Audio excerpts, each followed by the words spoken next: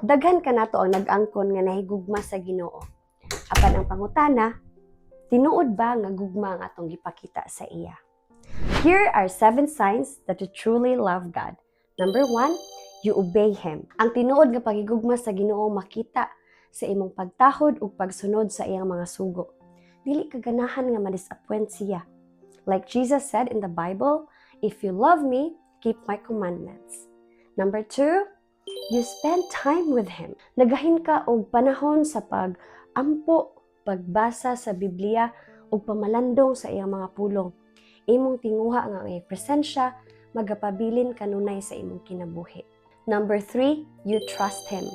Bisan sa kalisod, kalibog ug mga pagsulay sa imong kinabuhi nga nasinati karon, nagasalig ka gihapon sa iyang mga saad diha kanimo. Number 4, you want to please Him. Ang imong tinguha nga ang tanan nimong ginabuhat makapahimuot sa Ginoo. Kini ang nagdasig kanimo sa pagtalikod, sa pagbuhat og sala ug pagkinabuhi nga matarong. Number 5, you want to serve Him. Gamito nimo ang imong oras, kwarta, talento ug kusog sa pagpasidungog sa iyaha. Ang imong kinabuhi nahimong usa ka buhing halad para sa Ginoo. Number 6, you are proud of Him. Gusto nimong ipahibalo sa tibuok kalibutan na siya ang tinubdan sa imong kalipay, kalinaw ug kabag-uhan. Ang imong mga pulong, buhat ug kinaiya nagpakita kung kinsa si Kristo sa imong kinabuhi. And number 7, you live for Him.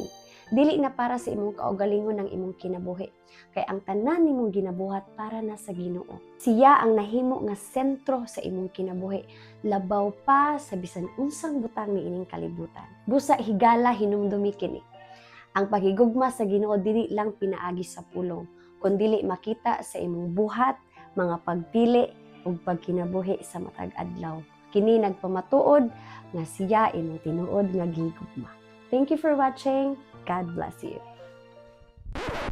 In my next video, we'll talk about the 10 commandments of God, diin walay kabag-uhan o kausaban, bisan usa ka kudlit ni usa ka tulpok walay pagkausab. Kay kini mao di ay ang sumbanan diin nahigugma ta sa Dios og ang Ginoo nakaila nimo og kanako og kita usab nakaila kanimo. Bye.